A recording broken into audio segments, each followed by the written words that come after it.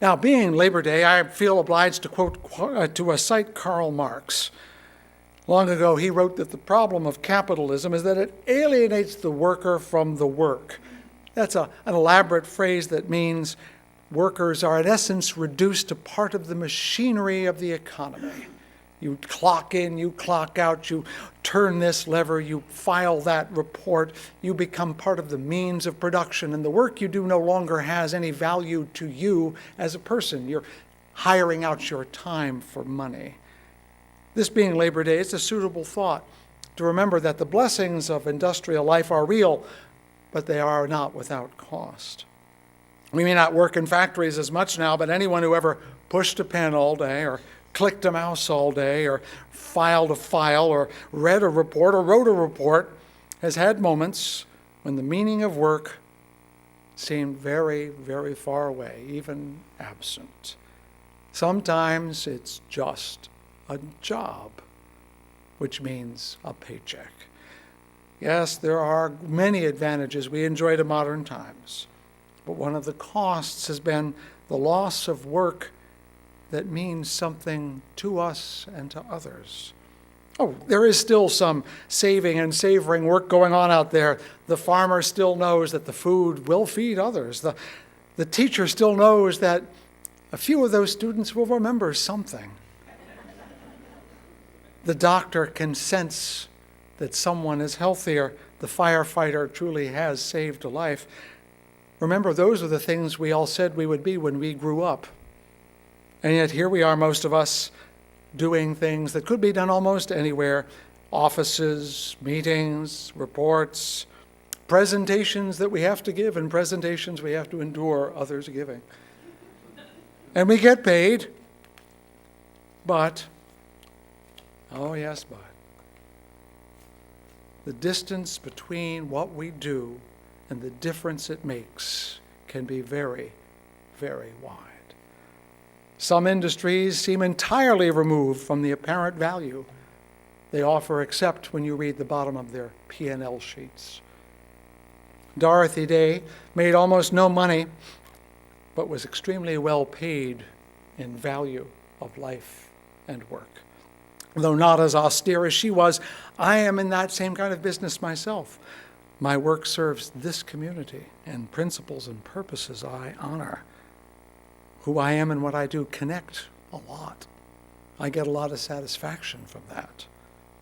But for most people, maybe not for all of you, but for most people in the world, those connections are very distant, ever more remote. We've been telecommuting to our spiritual lives for a long time. When pollsters ask why people go to church or join a religion, they rarely say, well, I compared their doctrines and thought this one's superior. The most common answer is that they're looking for connection that brings their individual existence into some relationship with existence at large. They want a sense of value, of meaning, of purpose for themselves and others. And of course, when work, which is so much a part of life, is separate from those things, when a sense of self is separate from any larger community or connection, we are hungry for those things that we're missing, for the value of work, for the purpose of life, for the sense of connection to others. Some are so hungry that even the poorest food is better than none at all. By which I mean, forgive me, I'm going to be cheeky here, what I call the fast food religions that are easy to find and cheap to buy and packaged and processed to be easy to consume. I describe the liberal church as, by comparison, a raw, unprocessed, free trade, cruelty-free locavore religion. A spiritual farmer's market where we teach you how to grow what you eat and how to cook what you grow. And not a spirituality that comes with the question, do you want fries with that? Well, before that becomes a bad joke, let me remind you that people have been finding spiritual nourishment outside of religion most of their lives and most of their life. That time in Colorado, in the woods, in the lakes of the Upper Peninsula, where you were by the lake if you went to one, with family if you visited them, reading a good book, hearing great music, gardening, just touching the dirt, talking to a friend, anything that connects you That's where your spirit grows. That's what is worth saving and savoring. So why bother going to church at all? Well, let me lead up to that with this story. This past Wednesday, I was in Washington, D.C. That's where my family lives, down in that area. And so my wife, Wendy, and I, we decided to spend half the day on the mall on the 50th anniversary of the March on Washington. It is D.C., and it's August, so it was hot. It was humid. It rained. It was crowded. It was chaotic. It was boring. We waited 90 minutes in a crowd to get through a security gate to stand 200 yards from the Lincoln Memorial, which was itself obscured by jumbotrons and staging, so that literally all we could see were the jumbotrons between the umbrellas. It was not an aesthetically pleasant experience. And I'm not a guy who, in general, is big on marches and protests. They're not what you call an efficient means of social change. But I understood that the purpose was not to have a good time or to be inspired by great words or to change the world. It was to connect to that larger thing that gives life meaning. At their best, events like that change the people who go, and they go and change the world. It fortifies them to tasks that seem endless and progress almost infinitesimal.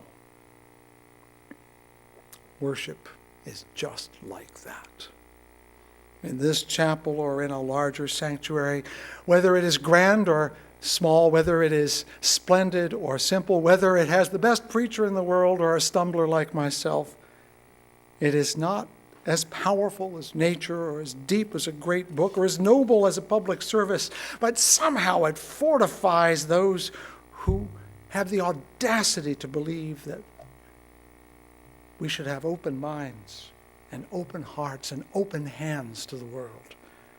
To those who feel alone or unsure in a world that is so separate that we can barely find each other with our cell phones, who want somehow that their work should save the world, not just make a buck. The people who want to put their few ounces of life on the side of truth and justice and love, not just on dollars and cents and real estate.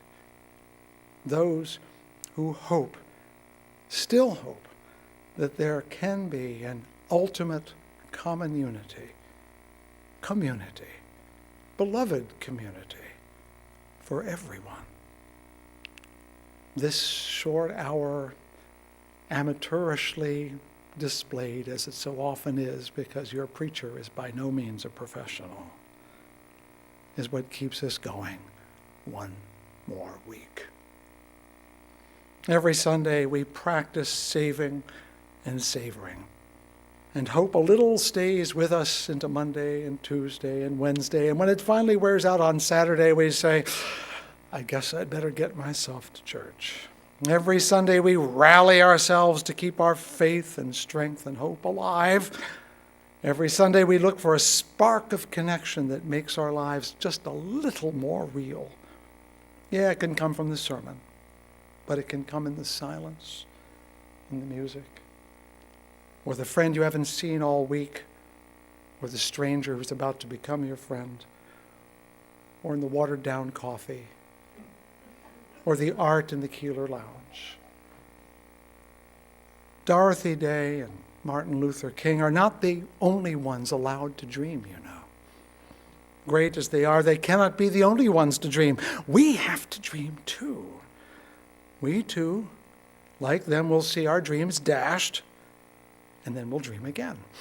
We too will see them defeated, and then we will dream again. To sustain our faith, our dream that the world is worth saving and so worth savoring, we come here. Dorothy Day once said, no one has a right to sit down and feel hopeless. There's too much work to do. Church is about that work. Dreams take work. To have them, to live them.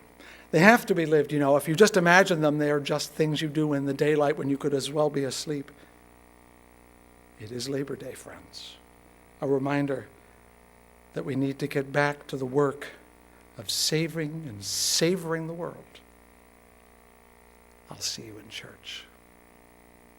Amen.